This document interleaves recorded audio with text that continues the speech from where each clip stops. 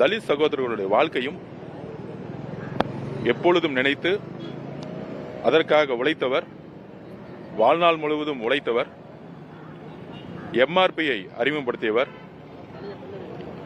தமிழ்நாட்டில் முக்கிய பிரச்சனையான காவேரி பிரச்சனையில் காவேரி நடுவர் மன்றத்தை அமைத்தவர். இப்படி தமிழ்நாட்டிற்கும் ஐயா விபி சிங் அவர்களுக்கும் ஒரு அன்பும் ஒரு உறவும் எப்பொழுதும் இருந்திருக்கிறது. அவர் உத்தரப்பிரதேசத்தில் பிறந்தாலும் தமிழ்நாட்டை நேசித்தவர். அண்ணல் அம்பேத்கரையும் தந்தை பெரியாருடைய கருத்துக்களையும் உள்வாங்கியவர். 11 மாசத்துல கிட்டத்தட்ட 30 வருஷ சாதனை நிகழ்த்தியவர். மாண்புமிகு முதலமைச்சருடைய வழிகாட்டுதலில் சமூக நீதி காவலர் சொல்லக்கூடிய இன்றைய நாளில் அவரை நாங்கள் வணங்குகிறோம். எப்பொழுதும் அவரை மதிக்கிறோம்.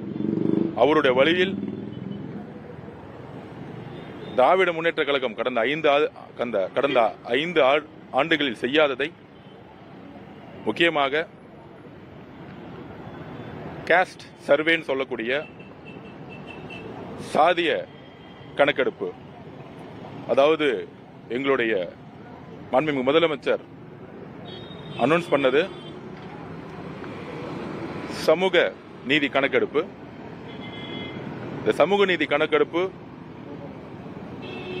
சமூக நீதியை பின்பற்றக்கூடிய திரு மு க ஸ்டாலினுடைய அரசு செய்யவில்லை. ஆனால் எங்களுடைய தலைவர்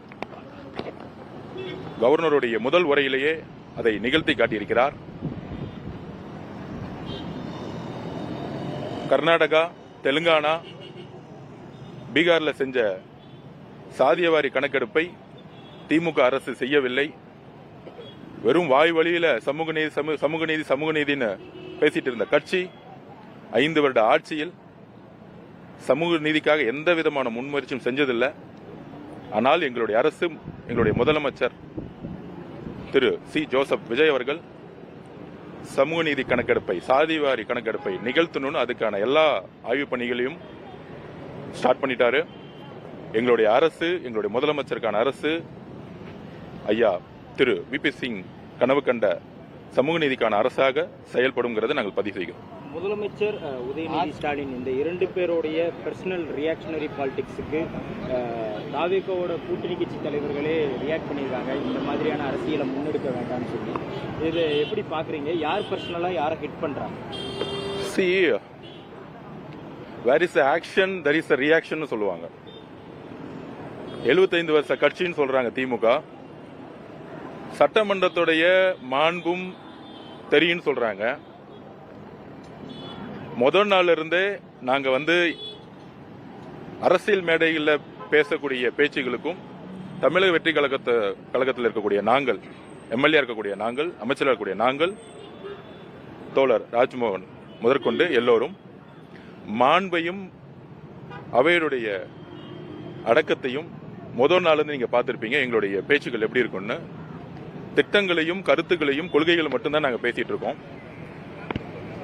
தமிழ்நாட்டு வரலாற்றிலேயே முதல் முறையாக எந்த முதல்வரும் செய்யாததை, ஜனநாயகத்தை நிலைநாட்டியது எங்க தலைவர். இதுவரைக்கும் ஆளுங்கட்சியுடைய முதல்வர் மட்டுமே பேசினத ஊடகங்களுக்கு கட் பண்ணி எதிர்கட்சி தலைவர்கள் பேசினத எப்பயுமே வெளியிட்டது கிடையாது.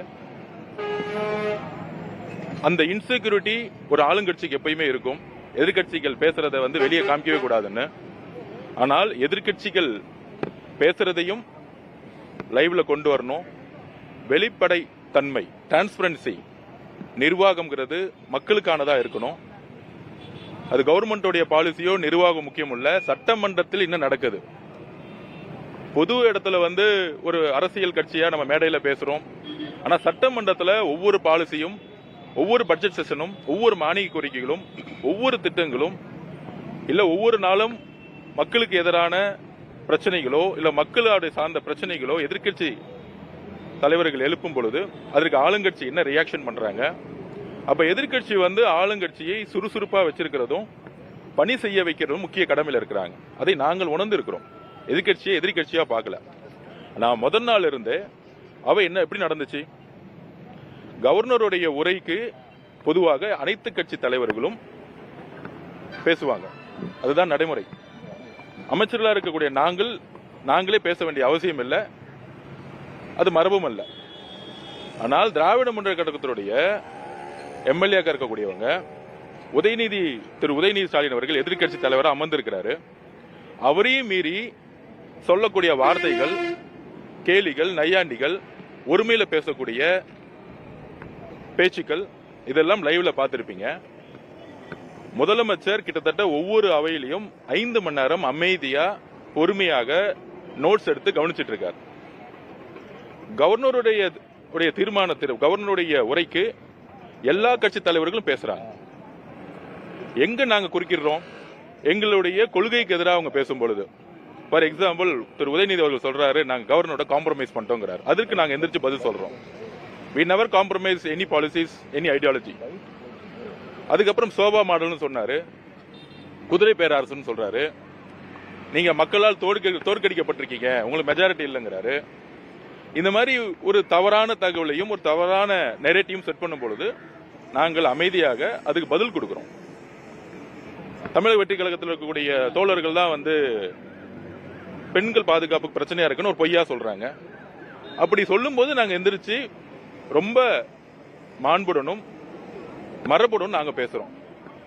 அப்ப முதல் நாள்ல இருந்து திராவிட முன்னேற்ற கழகத்துடைய சட்டமன்ற உறுப்பினர்கள் என்ன சொன்னாங்க? கேலி கிண்டல். முதலமைச்சர் பேச மாட்டாரா? அவர் அமைதியா இருப்பாரா? அவர் ஊமையா? திரு ஆசின் அவர்கள் சொல்றாரு அவர் தலையில இடியே இடிஞ்சு விழுந்தாலும் அவர் பேச மாட்டாரா? இது சபையில் இருக்கக்கூடிய பத்திரிகையாளர்கள் தெரியும், மக்களுக்கு தெரியும். கவர்னருடைய உரைக்கு அனைத்து கட்சி தலைவர்களும் பேசுவாங்க.